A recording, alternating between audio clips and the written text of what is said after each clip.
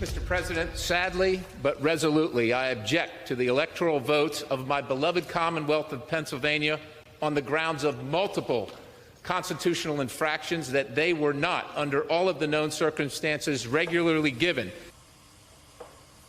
Pennsylvania Congressman Scott Perry was in the thick of it January 6th, objecting to electors from his own state as part of the effort to keep Donald Trump in office. Now the January 6th committee wants to ask him about reported plans to elevate Jeffrey Clark to the position of Attorney General. Perry might be the first elected official to come under public scrutiny from the Select Committee, but likely won't be the last.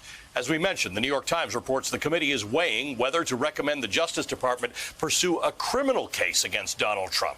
Still with us, Juanita Tolliver and Matthew Dowd. Matthew, there are a lot of people in this country who won't know Scott Perry. He's the incoming head of the Freedom Caucus. He voted against giving the Afghan translators funding them in America. He voted against criticizing QAnon. He voted against giving congressional medals to the police who defended the Capitol on January 6th. He voted against the certification of the election. So no surprise that he was involved in this thing, but he's actually been subpoenaed at this point. What do you expect to happen?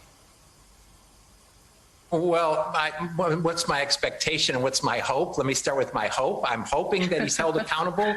This is a guy that should be put on the same list that Benedict Arnold is put on, and I would add a whole bunch of other representatives and senators to that same list, the Benedict Arnold top 10 list of our country. That is basically, they're not patriots. They don't serve. They should not serve in Congress. Scott Perry should not be a congressman. He should not be allowed to serve because of his disdain for the Constitution of the United States and our democracy in this. So my hope is he's held accountable. My expectation, because of what we've seen over the last year, I've become a little jaded because we're almost a year out from January 6th, and no person that was instigated this, that pushed this, that was involved in this, that has held some kind of office has been held accountable yet. A bunch of the small fish have been held accountable. None of the big fish have been held accountable. So as we get closer to the truth and as we get closer to decisions being made, I hope it happens. But so far, if experience is any leads us forward, I don't have a lot of expectation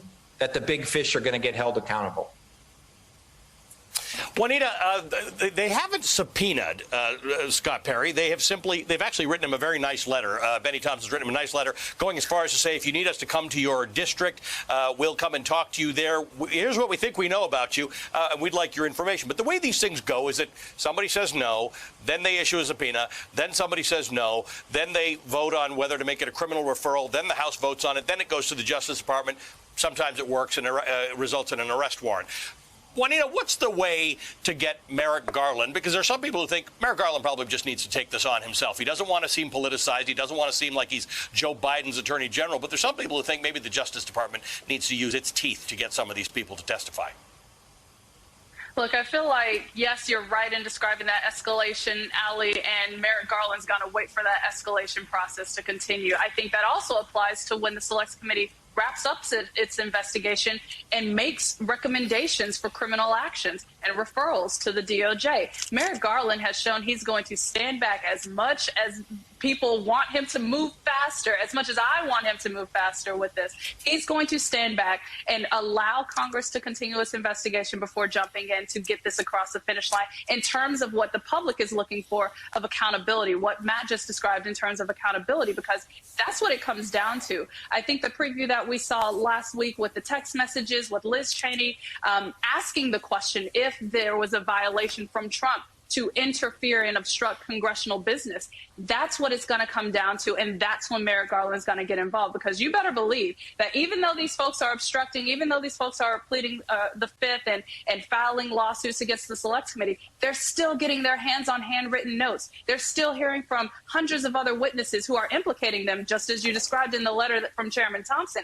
They're saying, hey, we know you did all this stuff. We know that you were included in all of this. Now here's your chance to speak for yourself before we move forward. I think that's the frame that the Select Committee is coming at this with, and you can expect them to continue to roll out more information and more data to the public as we go into next year in public hearings. Matthew, a lot of fair-minded Republicans, fair-minded people who maybe just don't follow this as closely as the three of us do, are wondering to themselves, what's this for? What's this January 6th committee for? What are we learning that we didn't already know? What are we achieving that wasn't achieved in the second impeachment? But it strikes me that we're learning a great deal more. We sort of knew what was happening on one end of Pennsylvania Avenue. We didn't know in as much detail what people on the other end were doing, what they knew, who paid for what they were actually planning to do. And it's starting to come into sharper relief now. Yeah, I agree with that. And so I think no matter how jaded I might be about my expectations, I actually think the pursuit of the truth in our democracy is a very important part of this. I think there's a vast group of people out there that are sort of ignoring this, worried about the Christmas holidays, wondering about what's going on. And they also think anytime somebody mentions something awful happening and how somebody's to blame, they ignore it until real evidence confronts them in the face, and then they have to deal with it. And I know, Ali, you've made this point ever since we've been on this tear on January 6th. I think the administration and all of us and every single person has to constantly bring every single issue back to the peril of our democracy. Every single time we talk about anything, the economy, COVID, everything, all of those things are related to whether or not our democracy is healthy in this. And so I think as we go forward and as these hearings become more public and more evidence, then the public will begin to pay more attention to this and understand how their lives will be affected by the loss of this 240-year experiment we call democracy.